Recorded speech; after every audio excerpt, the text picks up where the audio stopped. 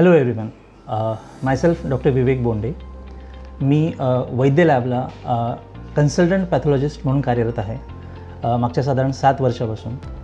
आणि आपण आज जी चर्चा करणार आहोत ते आमचं जे फीवर पॅनल आहे त्याबद्दल करणार आहोत.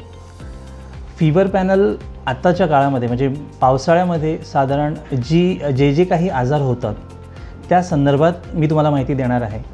आणि या फीवर पॅनलमध्ये आम्ही कुठल्या टेस्ट करतो आणि त्या सगळ्या चाचण्या कशासाठी केल्या जातात याबद्दल आपण बोलणार आहोत. तर ज्या टेस्ट आहेत त्यात सगळ्यात महत्त्वाची आणि पहिली टेस्ट म्हणजे कंप्लीट ब्लड काउंट आपण करतो, CBC. आणि ज्यात 3 महत्त्वाचे पॅरामीटर्स येतात, ज्यात पहिलं आहे हिमोग्लोबिन, दुसरं आहे WBC म्हणजे पांढऱ्या पेशी, आणि तिसरं आहे प्लेटलेट्स. तर हिमोग्लोबिन कमी असेल किंवा जास्त असेल त्या संदर्भात आपल्याला यातनं माहिती मिळते.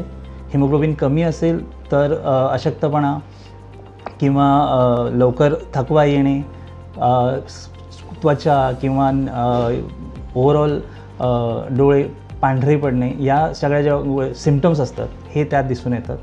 पांढऱ्या पेशी ज्या आहेत त्या साधारण इन्फेक्शनमध्ये म्हणजे बॅक्टेरियल इन्फेक्शन असेल किंवा व्हायरल असेल यामध्ये पांढऱ्या पेशी वाढतात.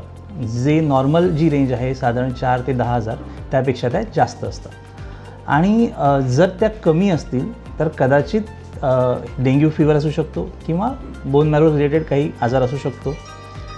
या व्यतिरिक्त प्लेटलेट हा जो घटक आहे हा महत्त्वाचा आहे या फीवर पॅनलमध्ये यासाठी, कारण डेंग्यू, मलेरिया, लेप्टो, चिकनगुनिया या सगळ्याच आजारांमध्ये पांढऱ्या पेशीसुद्धा म्हटलं जातं प्लेटलेट्सला, त्या प्लेटलेट्स कमी होतात आणि सातत्याने त्या कमी होत असतात. त्यामुळे पेशंटला ब्लिडिंग होण्याचे चान्सेस, रक्तस्राव होण्याचे चान्सेस खूप असतात. मग ते स्किनमध्ये असेल, इंटरनल ब्लिडिंग असेल, गम ब्लिडिंग असेल किंवा अजूनही कुठल्या प्रकारचं ब्लिडिंग होऊ शकतं जे आपल्याला थांबवायचं असतं.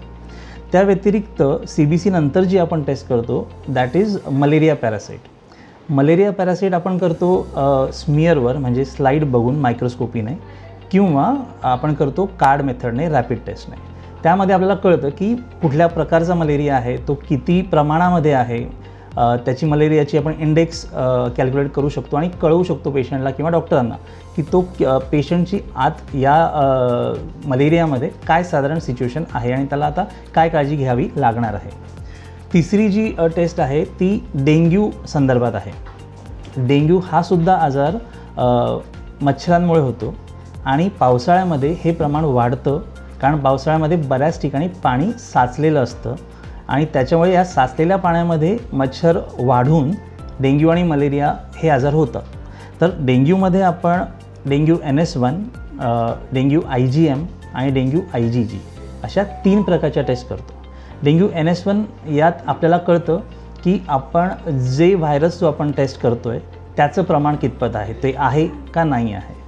आणि तो जर असेल तर याचा अर्थ की व्हायरस हा मल्टिप्लाय होतो आहे आणि शरीरात आहे आणि अजून आजार बराच दिवस चालू शकतो आणि आपल्याला जास्त काळजी घ्यावी लागेल, पेशंटला ॲडमिट करावं लागेल किंवा पेशंटला मॉनिटर करावं लागेल.